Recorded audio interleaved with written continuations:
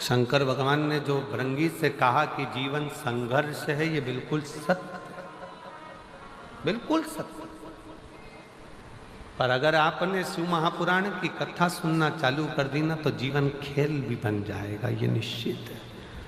और गुरु के वचन पर, शिव पुराण के वचन पर एक लोटा जल, एक बेलपत्र का प्रयोग करना चालू कर दो, मंदिर में झाड़ू पोछा सेवा करना प्रारंभ कर दो। जब टीवी पर कथा सुनने को मिल जाए तो अपने रिमोट से सर्च करो कि शिव पुराण कहाँ आ रही है, कहाँ वो सीवर वाला महाराज बाच रहा है, कहाँ कुबरेश्वर बाबा की कथा चल रही है।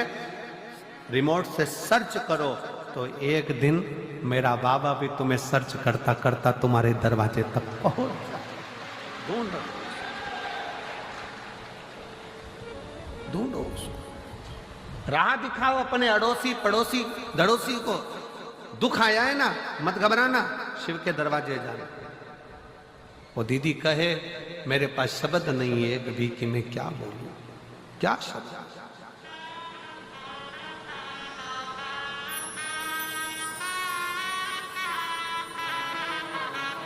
शिव के आश्रित और विश्वास के साथ कहूंगा, मेरी भटिंडा की जीजियों, मेरे पंजाब के रहवासियों, हृदय से कहता हूं, जितने कथा के पंडाल में आए हो ना, आप सबको मेरा देव अधिदेव महादेव खाली नहीं भेजने वाला, खाली नहीं तो मिलेगा।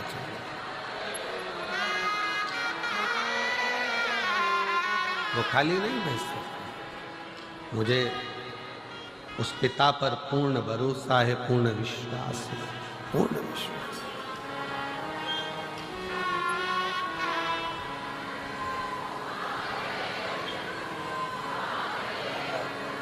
तकलीफें आपकी हमारी सबकी है, पर वो मिटाने वाला वही है, वही शिव, वही शंकर, वही ओघड़ी। उसके कहना कोई जाए जो काशी में मेरा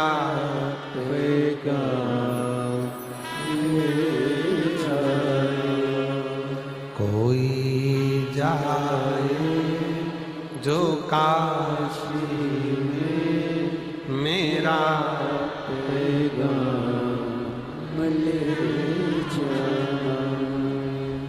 वो कहना काशी वाले से तुम्हारी याद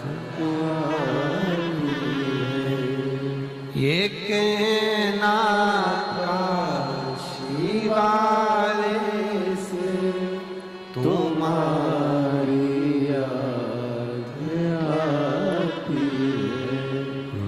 खुद तो आ नहीं सकता, मेरा पैगाम ले जा। कोई जाए जो काशी में मेरा पैगाम ले जा। उसकी करी गई आराधना, उसका करा गया भजन, उसका किया गया कीर्तन, उसका किया गया मंत्र जाप, उस पे चढ़ाया गया एक लोटा जल, एक न एक दिन तुम्हारे मार्ग को सुलभ जरूर करता, सुलभ।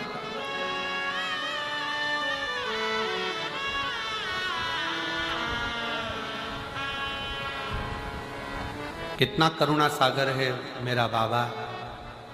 चोर चोरी करने जाता है तो उसको कुबेर बना देता है।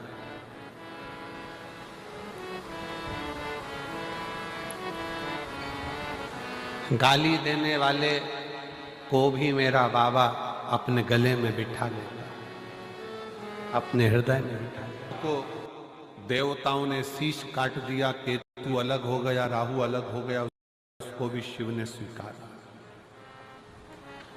जिस वासुकी नाग को सुमेरु पर्वत में बांध कर अमृत निकाल लिया और उस सुमेरु पर्वत को बांध कर जब अमृत निकालने के बाद सबने अमृत ले लिया, पर वो वासुकी नाग उसको पटक दिया कोने में। ये दुनिया की रीति है।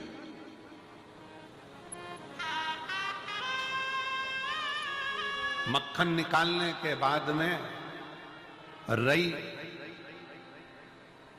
और वो नेती, वो रस्सी हंडे में ही पड़ी रहती है, छाछ में ही। मक्खन मक्खन लेकर लोग चले जाते, और वो मटके में रई भी पड़ी है और वो डोरी भी पड़ी है। तो उसी तरह वासुकी नाग को भी वो डोरी, जरा विचार करिएगा कि ये पर्वत, ये वासुकी नाग, और इससे जब मंथन हो रहा होगा, वासुकी नाग का शरीर पर्वत की चोटों से रक्त समुद्र में गिर रहा था, और वासुकी नाग के मुख से उफ नहीं निकल रहा था, उफ नहीं निकला।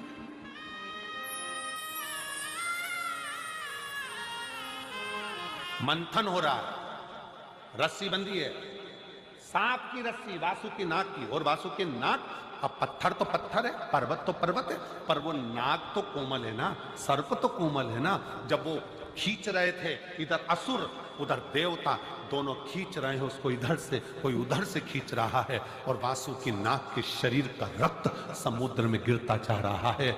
वासुकी नाग की ओर कोई नहीं देख रहा था, सबको अमृत चाहिए था, सबको अमृत प्राप्त करना था, सबको अमृत चाहिए, बस खींच रहे हैं, खींच रहे हैं, और उसका रक्त पूरा समुद्र में जा रहा, पूरा रक्त समुद्र। और समुद्र के अंदर जब रक्त जाता गया, जाता गया, जाता गया, वासुकी नाग के पास में देवऋषि नारद आकर बोले, नाग वासुकी, तेरी चमड़ी छिल गई, रक्त समुद्र में जा रहा है, और अभी तो अमृत नहीं निकला है, और कितना घिसाएगा, तेरा शरीर बेकार होता चले जा रहा है, तुझे कष्ट नहीं हो रहा? वासुकी नाग कहता है, मैंने शंकर जी की जब आराधना करी थी, शिव ने कहा था दुख आएगा, कष्ट आएगा, चिंता मत करना, आखिरी में शिव तुझे मिल जाएगा और जगत में पुजवा देगा। कौन सा सर्प है जो पुजाता है? भगवान नारायण जिस शेषनाग की सैया पर सोते हैं, वो सर्प की भी पूजन नहीं हो पाती। केवल एक सर्प है, वासुकी नाग, जो शंकर जी के गले में पड़ा हुआ है, और शिव की पूजन होती है। तो आज भी शिव पिंडी पर, शिवलिंग पर शाम को आरती में सर्प लगाया जाता है, वासुकी नाग लगाया जाता है, और उसकी भी पूजन करी जाती है कि ये जिसने अमृत दिया, लक्ष्मी दी, माणिक दिया, मोती दिया, सारा रतन दिया है उसने, और अपने आप को पूरा बर्बाद कर लिया उसने, पूरा सब कुछ दे दिया।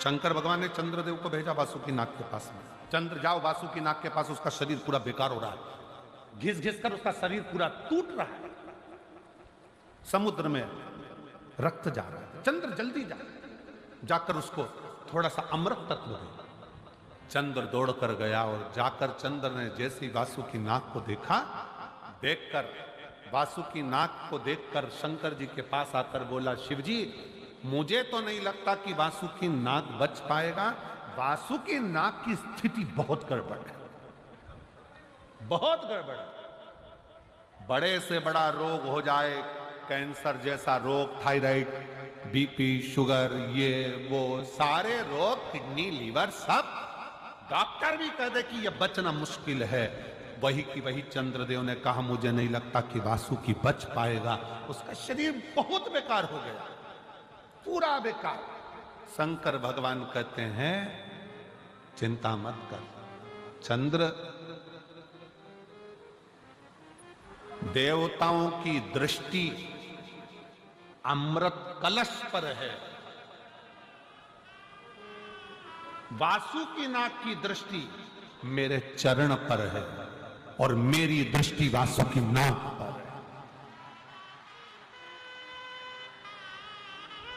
देवताओं की दृष्टि अमृत पर है, निकले अमृत, अमृत प्राप्त हो।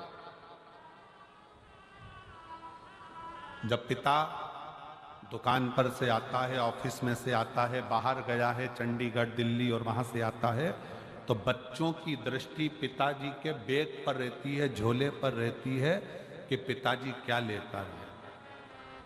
पत्नी की दृष्टि उसके चेहरे पर रहती है कि मेरा पिया कैसा लग रहा है, मेरा पति कैसा लग रहा है। और घर में एक बुजुर्ग माँ बाप होते हैं, उनकी दृष्टि बेटे के चेहरे पर नहीं, बैग पर नहीं, बेटे के पेट पर होती है कि मेरे बच्चे ने कुछ खाया कि नहीं खाया।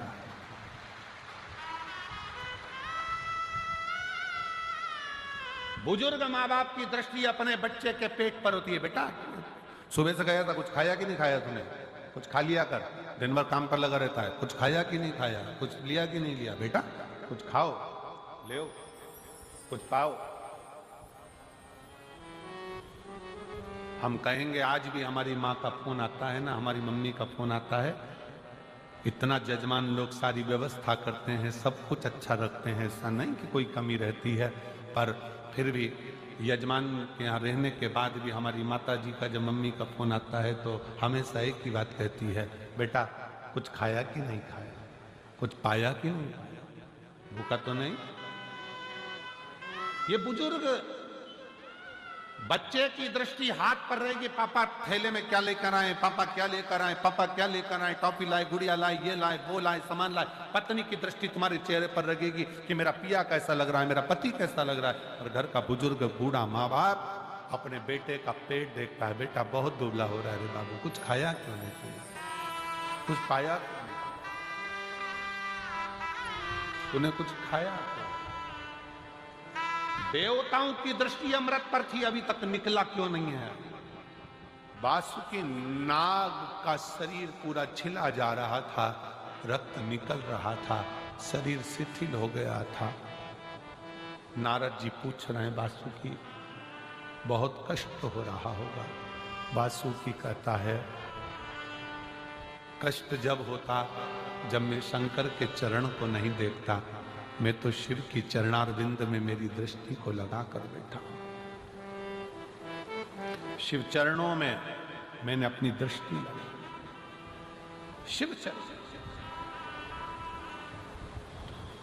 कहते हैं, वासुकी नाग से जब पर्वत नथा रहा था, उस मथने में शंकर भगवान नहीं आए। सारे देवता आए पर शिव नहीं आए। किसके लिए नहीं आए? क्योंकि जिसके शरीर पर कष्ट हो रहा हो, मेरा अपना रो रहा हो, उसको संभालेगा,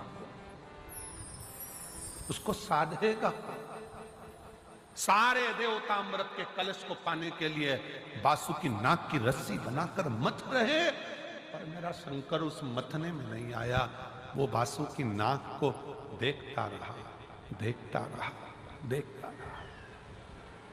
और आखिरी में जब शिव जी ने देखा कि अमृत लेकर सब चले गए, वासुकी नाग शरीर शिथिल होकर कोने में पड़ा हुआ था, तब शिव जी ने जाकर पार्वती से कहा, पार्वती देखो, ए पार्वती, तूने मेरे गले में फूलों का हार डाला था, पर पार्वती आज मैं चाहता हूं मेरी जिंदगी की एक शादी और हो और तू फूलों का हार नहीं, ये वासुकी नाग का हार मेरे गले में डाल दे।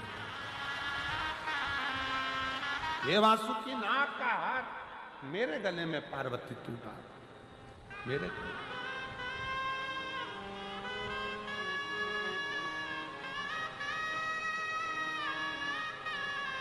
जैसे पार्वती जी ने वासुकी नाग को उठाया है, वासुकी नाग की आंख से जल गया था।